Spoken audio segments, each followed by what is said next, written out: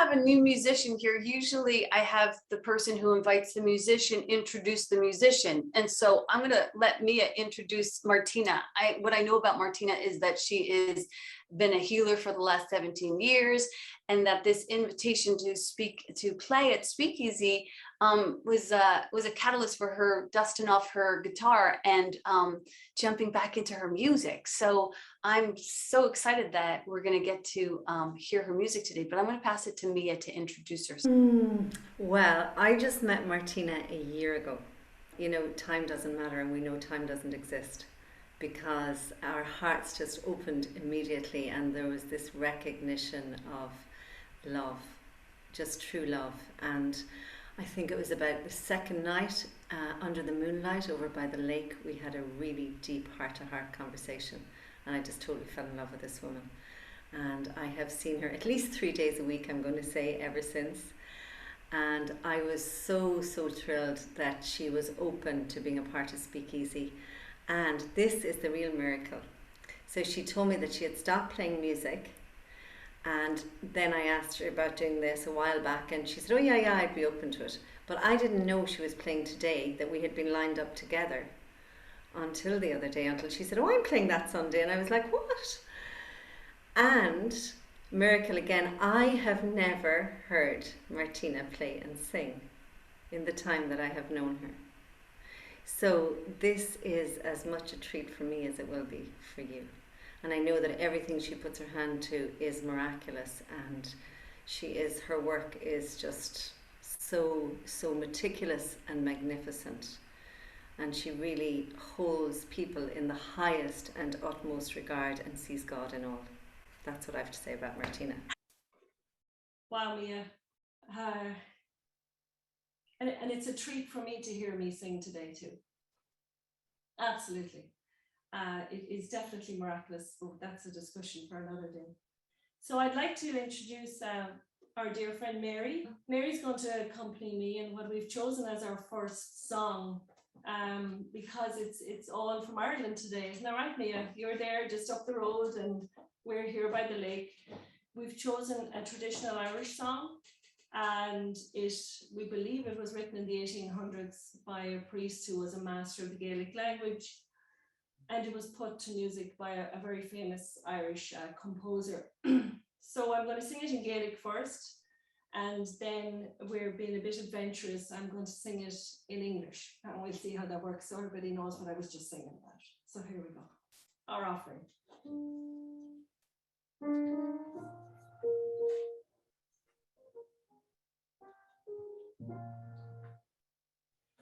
E Christanci, e Christan for, in England, God undershin.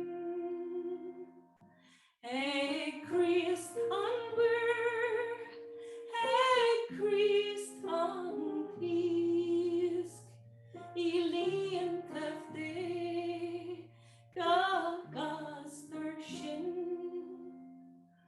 O Scohish is Oish Gabos, thou God love a Christ and all our O vos Gokriak, ni Kriakos,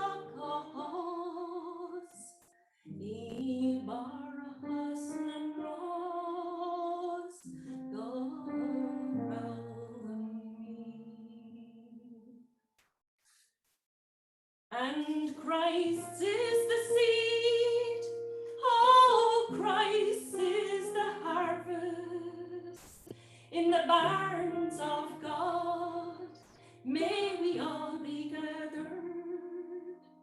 Oh, Christ in the sea, oh, Christ is in the fish, and in the nets of the God, may we all be gathered. From our birth through our life, and from living to death, the two arms of Christ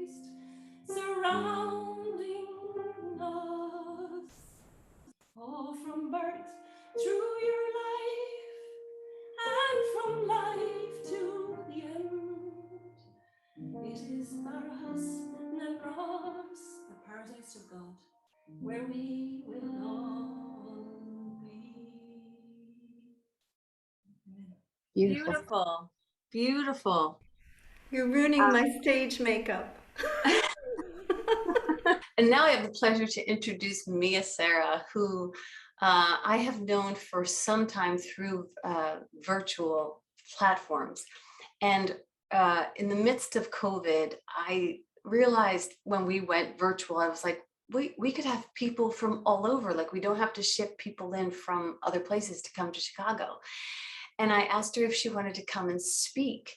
And she did. She's spoken once already, and then she started teaching, and then she started teaching A Course in Miracles with Miracles Live 365, and it's just been a love fest ever since. And I do feel like I have met a sister, like true and honest sister. Like everything that she says, I'm like, me too. And so the same warts and riddles and wonderfulness. So I really appreciate that. But let me just tell you a little bit about her in black and white. She's been teaching yoga and meditation for many, many years. And in the practice of this was where she began to find her truth and her power. And today she teaches people how to cope and overcome emotions, as well as everyday stressors, using these beautiful, gentle therapies, the havening technique, as well as cacao. And she's got a lot in her little magic bag. So I couldn't name them all, but other practices that she uses. And she empowers people not only to be comfortable in their own skin, but to experience the state of ease and awareness, to reduce symptoms of anxiety and trauma related patterns, and to gain resilience in the face of life's ups and downs. And you know what I love about a person? I love that when you speak to them, you know that they've been through some ups and downs. And Mia is going to share a story about some ups and downs that she's gone through and how it all turned out to be so holy, of course. And so I'm grateful to introduce this amazing teacher to SpeakEasy community once again. Please welcome Mia Sera. Maureen, thank you so much. And thank you, Jeannie, for that magnificent prayer. It's so strange to hear yourself spoken about and what you do. And of course, I couldn't do it without the divine working through me. So today I'm choosing to share with you what I'm calling miracles and motherhood. The third principle of ACIM is that miracles occur naturally as expressions of love. The real miracle is the love that inspires them. And in this sense, everything that comes from love is a miracle. These past few months, my heart has been filled with joy and my mind has been filled with peace as I begin to truly appreciate the mystery of life. There's an ease as I open to truly trusting the love and knowing that love is all that there is and that God is for me all of the time, like the whole frickin' time. So I was a Laura Ingalls kind of a kid. I was wild and I was free and I was full of curiosity. And at the tender age of 7, like many other children, I experienced a seeming, and please note that I'm saying seeming, loss of innocence, because I now know that I truly am an innocent child of God. But I lost this seeming loss of innocence came through sexual abuse, and a journey of shame and blame ensued. My current vantage point, however, is with a vision no longer confined to my senses, no longer confined to these. I see only now how Spirit is weaving the most exquisite web, how she joins the dots and how she reaches out her hand of absolute love. And my heart dances at this wondrous tapestry, and I'm finding peace in the unfolding. There has always been a miraculous mother walking with me. I just didn't always know it. So just last week I found myself working in Dublin in what is known as the Magdalen Laundries. Now these are places that were set up for what were called fallen women. The first of them was actually set up in Philadelphia. And they were originally for sex workers. However, they ended up heaving with unmarried mothers and even girls who were thought too tempting to be let loose. Today, the building that I was in is a refuge for families, for homeless families. And I found myself teaching in the church and playing 108 names to the Divine Feminine as I gazed at a sunlit stained glass image of Mother Mary. This was the inspiration for this talk, and on that day I taught yoga to an unmarried couple and their 6-month-old baby. So what I want to share with you today is what I know regarding miracles, what I know to be true. The first thought I have in relation to miracles is that life itself is one. Getting born and getting to experience heaven on earth in a body is in itself a miracle. How exciting and how beautiful is that? And yet, all life is not celebrated, nor is it always seen as a miracle. As women, we are beings assigned to carry babies in our bodies for 9 months under our hearts, and that's a wonder. But what about the laws, the spoken and the unspoken in our society? What about the women who find themselves pregnant and alone, pregnant and uncertain, pregnant and judged, pregnant and desiring not to follow through with the pregnancy? So I want to tell you a story. In 1960 in Ireland, a little boy was born and he was given up for adoption. His mother was a middle-class white woman from Donnybrook. She was studying in Trinity College, where she met his father, a visiting student from Nigeria. The very notion of her keeping the baby wasn't even up for discussion. Not alone was she young and unmarried, but also she was going to have a black baby. Believe it or not, there were just 2 black people in Ireland at the time. One was Phil Lynott, the lead singer with Thin Lizzy. The other was a man named Kevin Sharkey, who lived in Donegal and is now a famous Irish celebrity.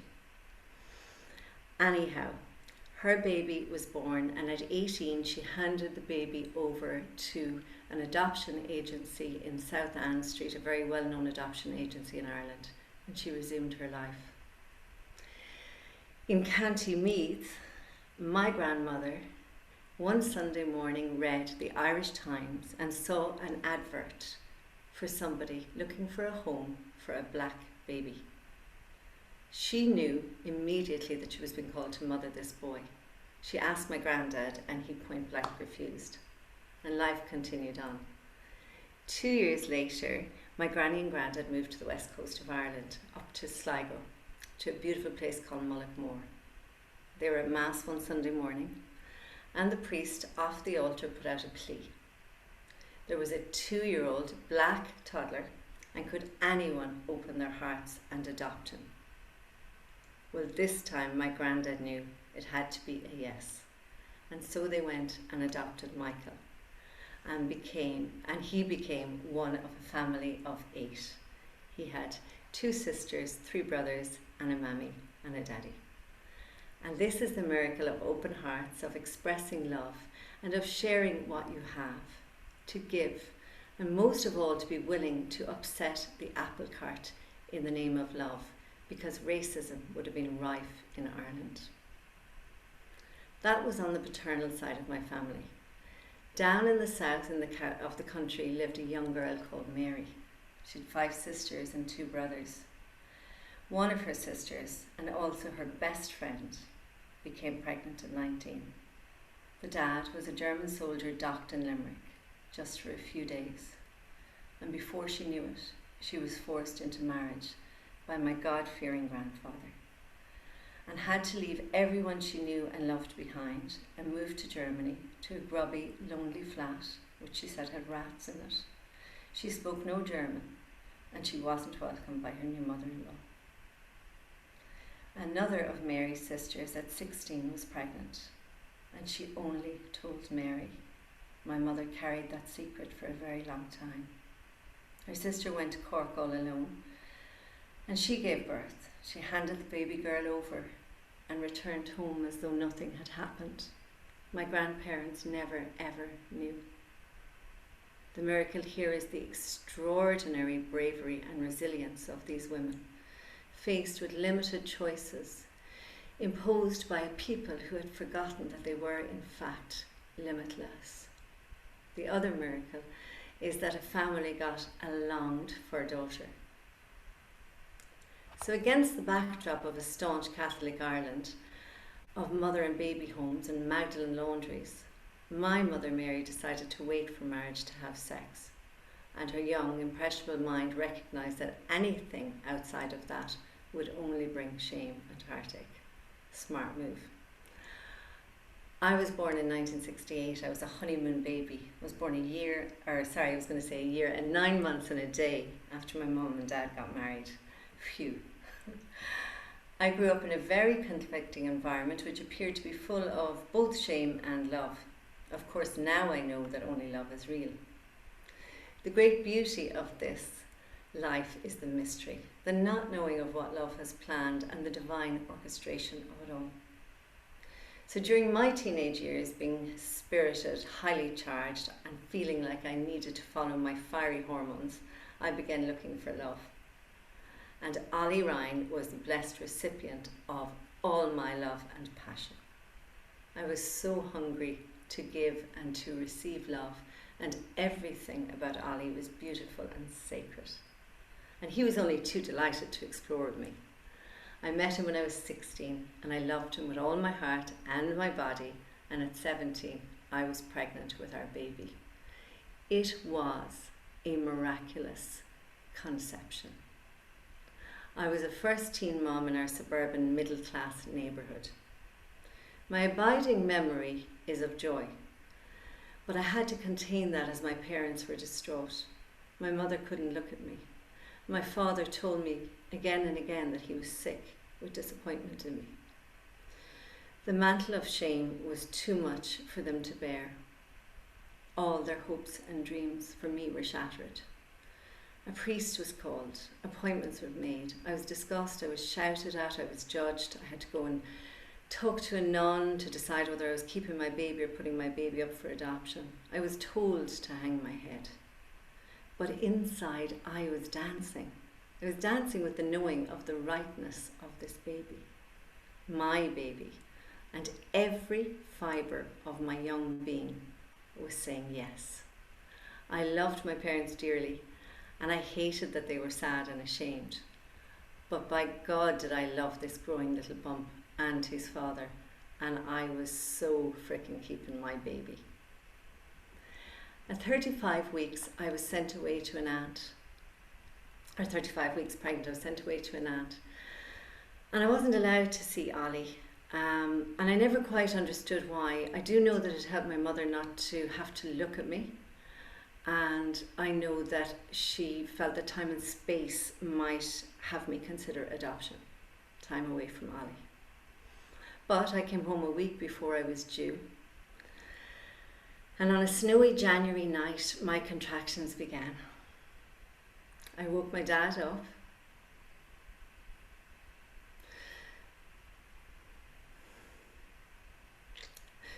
We stole out quietly and drove the mile or so to Ollie's.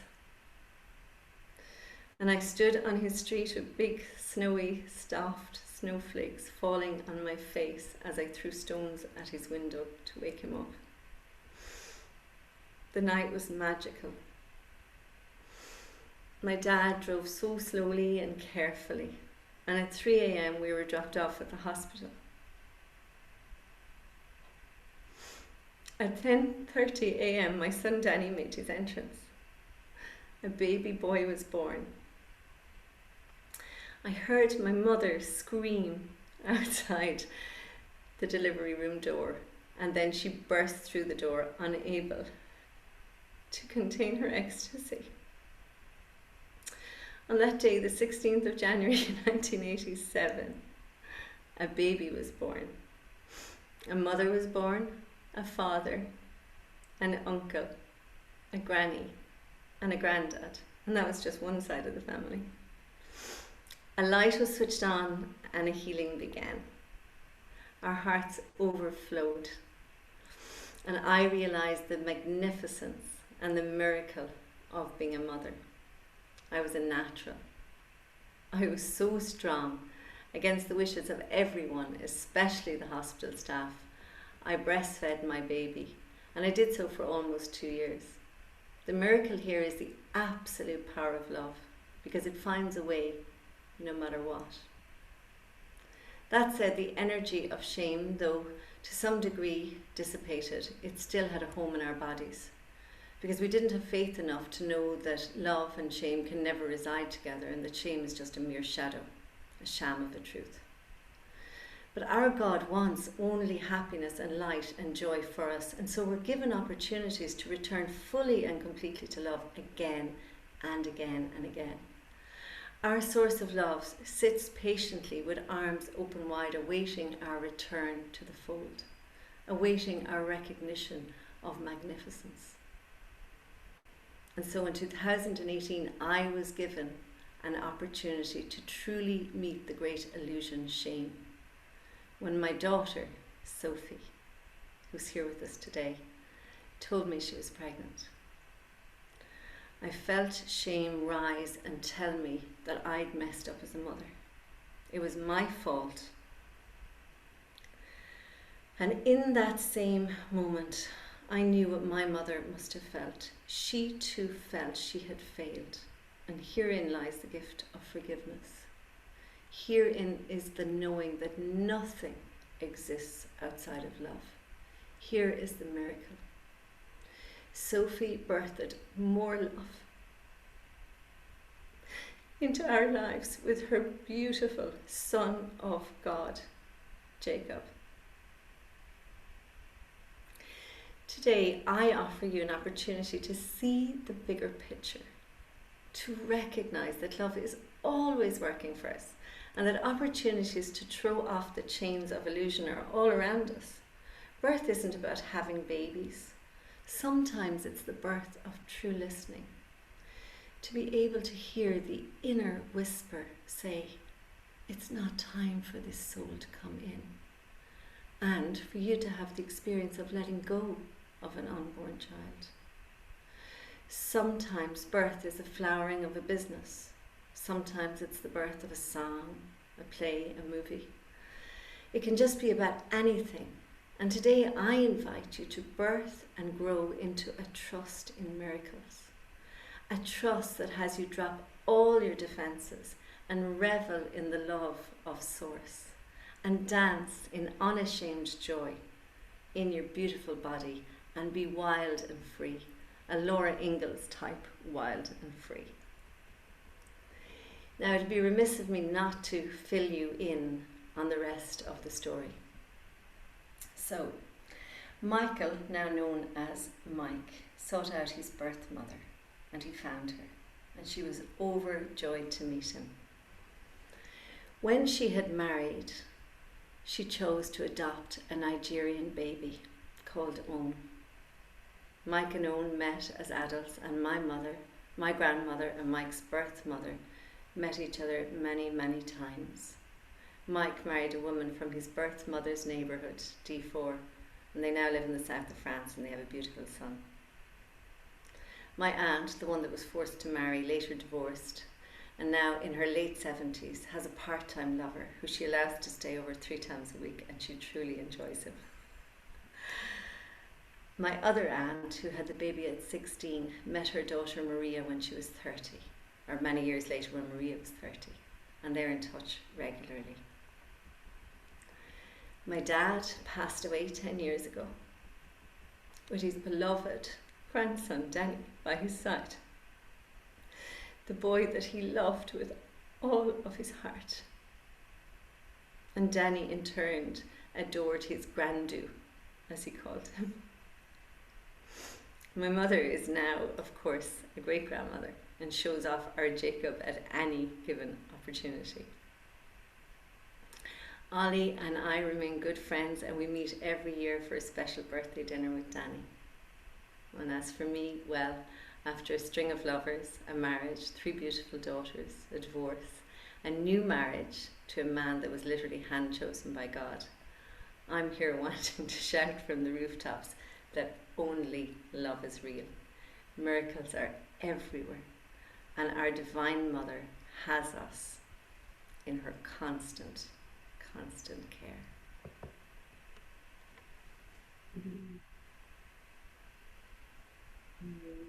Thank you. Thank you, Mia. Gosh, thank you so much for sharing that beautiful story.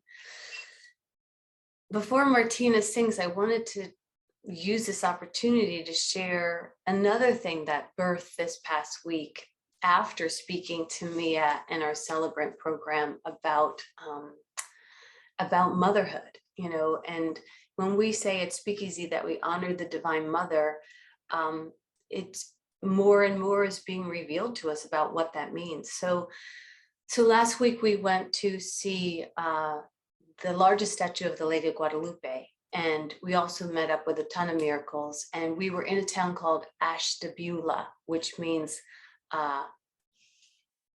always enough fish to be shared around.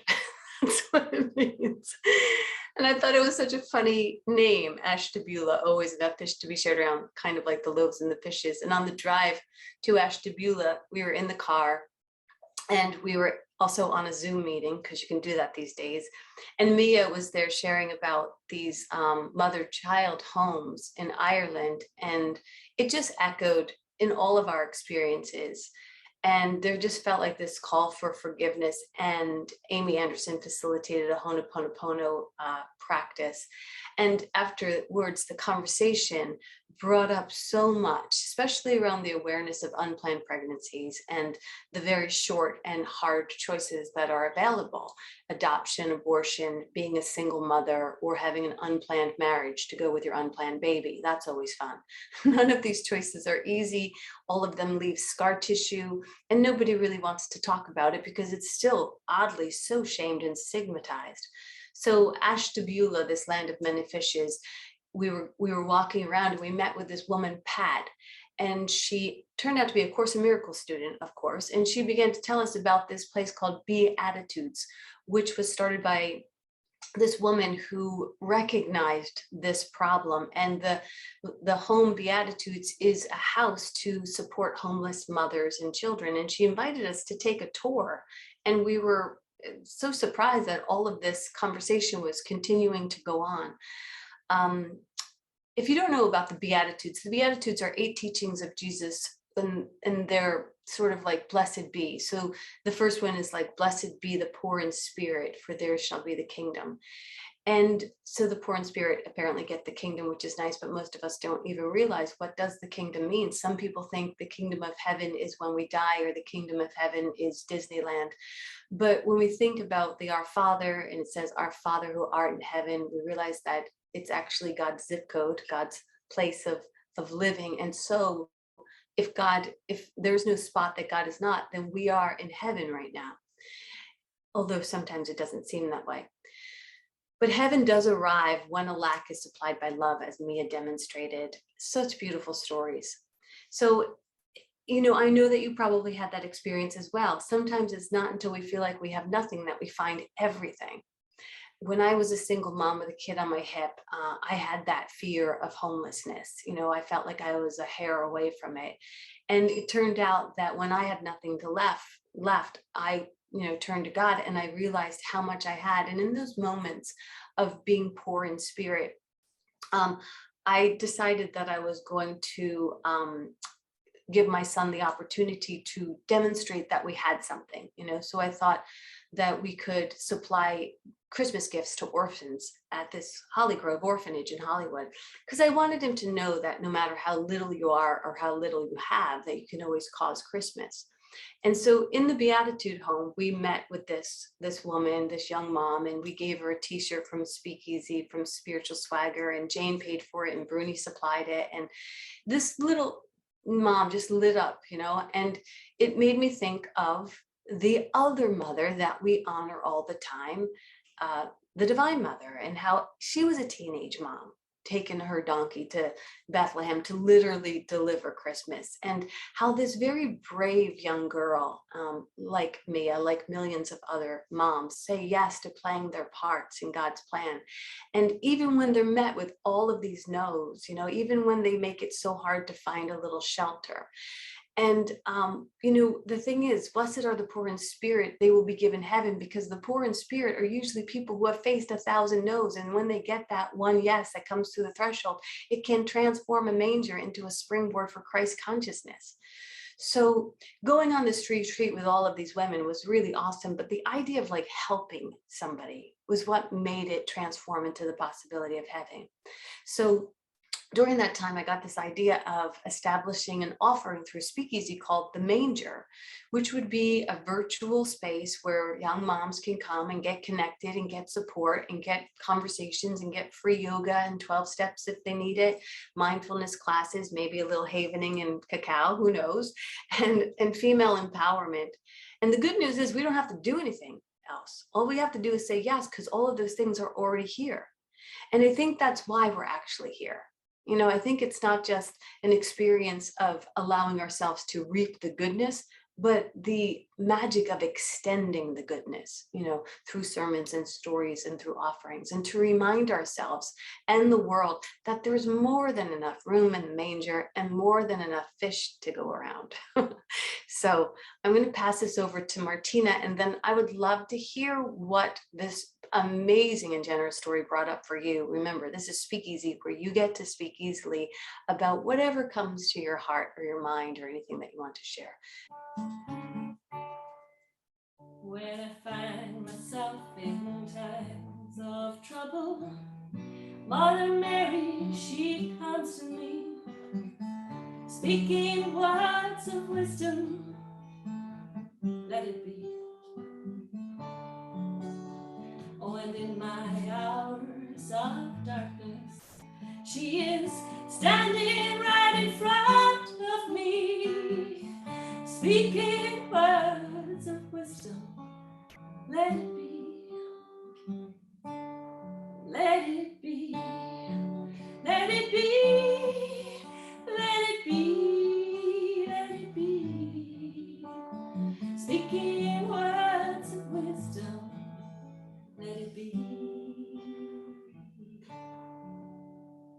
For when all the broken-hearted people living in this world agree, there will be an answer. Let it be. For though they may be parted, see, there is still a chance that they will see. There will be an answer. Let it be. Oh, let it be. Let it be. Let it be. Let it be. They're speaking those words of wisdom. Let it be. On when those nights they're cloudy, there is still a light and it shines on me. Shine on till tomorrow. Let it be. And I wake up to the sound of music. Mother Mary, she comes to me, speaking words of wisdom. Let it be. Oh, let it be. Let it be. Let it be. Let it be. Whisper words of wisdom. Let it be. That was the perfect song. Thank you so much. Okay, so we want to hear what you all have to say, what your heart is calling you to share. For me, I thought it was amazing. This is a great conversation to begin looking at. How do we mother ourselves? How do we honor the mother and the father? And how do we honor the mothers and the fathers? So that live within us as well. So did you want to share anything else, Mia? No, I just want to say, such heartfelt gratitude, and it really feels like a door has been opened, and I think next week is open, isn't it? Open or openness, the second letter of O, and it so feels like that. And I You know, I only know my story and, you know, the ins and outs and the ups and downs of it. I have no idea what it's like not to carry through with a pregnancy. I have no idea what it's like to want a baby and not have a baby. I can't imagine. So, but I do know that, you know, everything is in the hands of love. Everything. And, you know, Regina expressed that too, and you're so brave, Regina. Thank you.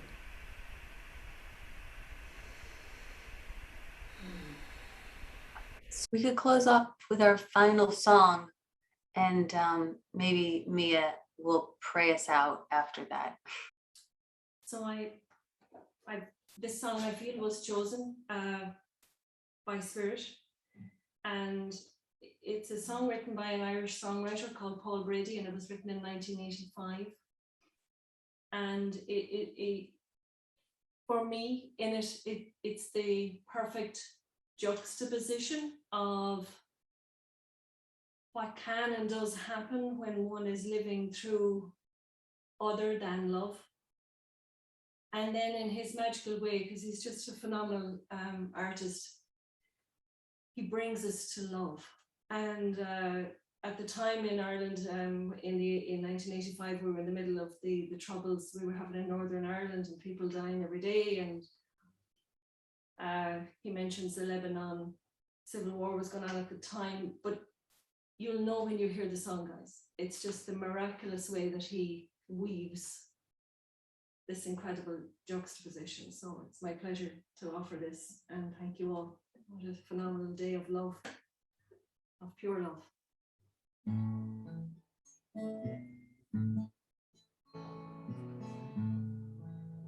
By the way, the song is called The Island. They say the skies of Lebanon are burning, those mighty cedars bleeding in the heat.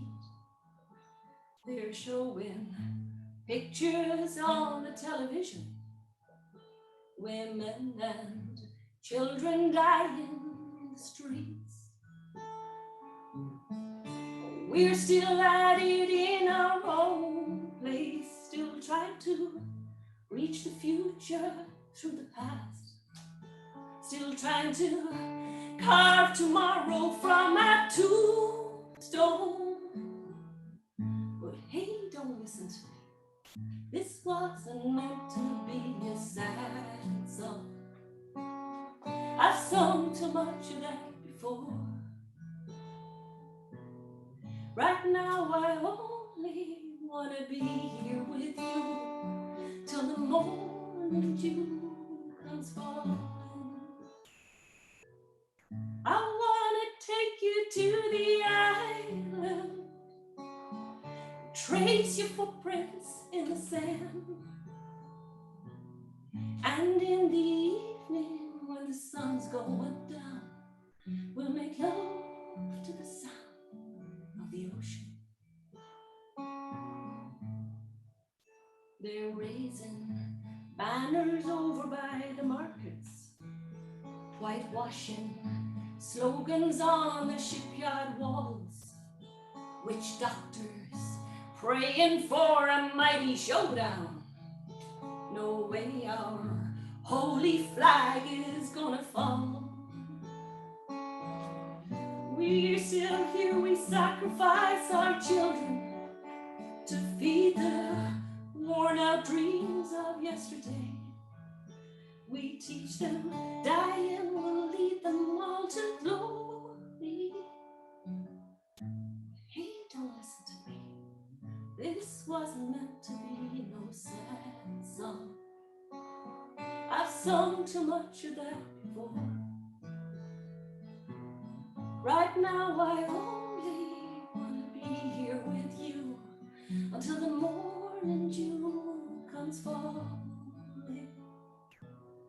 I wanna take you to the island and trace your footprints in the sand. And in the evening when there's no one around, we'll make love to the sound of the ocean. Well, I know us Plain folks, we don't see all the story. And then I guess this peace and love, is it just copping out? And I guess those young boys dying ditches, right? Is just what being free is all about. And that twisted wreckage down on Main Street will bring us all together in the end, right? And we'll go marching down the road to freedom. Freedom. Oh, hey, don't listen to me. This wasn't meant to be a sad song. I've sung too much of that before. Right now I only wanna be here with you till the morning dew comes falling. I wanna take you to the island. Oh, trace your footprints in the sand. And in the evening, when there's no one around, we'll make love to the sound of the ocean.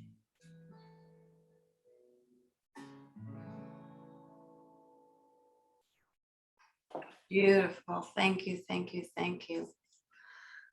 What a beautiful day. So I invite you all to tuck your chins and bow your heads and know the omnipresence and the power of love and the power of Divine Mother, and to know that we are truly one with that, united in love. And from this place I know and claim ease and peace for everyone that has taken part in this sharing today, for everyone that is part of our community and in fact the greater community. And knowing that no man is an island, that each of us are walking one another home. Knowing the perfection of all the choices that we made, even the seeming difficult ones. Knowing that we were always doing the right thing at the right time, guided by the hand of love, because love is truly all there is. As we hand over our prayer today, we do so with the fullest of hearts. We do so knowing that anything that needs to be eased, anything that needs to be comforted will be in the moment that we ask. We will begin to receive. We give thanks for the unfolding, for the openness, for the sharing, for the vulnerability, for the honesty, for the magic that happens when we come together with this willingness to be guided by Spirit, to be guided by love, to be guided by Mother.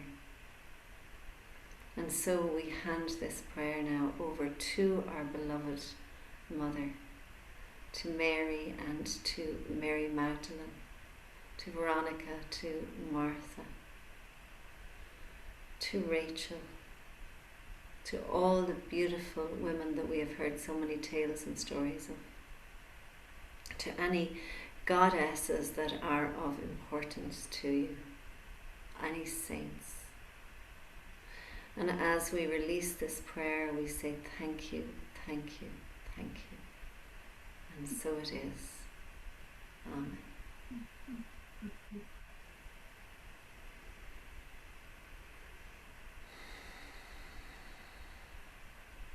Can I say Hail Mary? Absolutely. I can say a whole decade if you like. Hail Mary, full of grace, the Lord is with thee. Blessed art thou amongst women, and blessed is the fruit of thy womb, Jesus.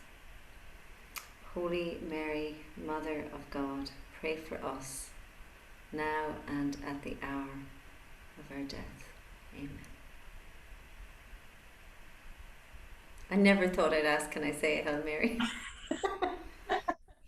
Gotta be careful. Keep drinking the water at SpeakEasy. You've been doing all kinds of crazy stuff. Thank you so much for you and Martina, and for, geez, it's so perfect. It's all so perfect, and it was all so perfect. And if this opened up a can of worms for you, just know there are practitioners in our community that are available for prayer. Mia Sera, myself, Reverend Celeste Frazier, Beth Gordon, Elizabeth Keats, I mean, Sherry Ransom, Regina Vertico. Really, you could pick out any name in the phone book of SpeakEasy and somebody will be available to pray for you. So just ask for prayer in your community, and we're here to help and serve. So God bless. Thank you so much. Have a wonderful day. God bless. Amen. Bye. Have the best day ever. Thank you, Mia Sera. Bye. Thank you, Mia. It was beautiful.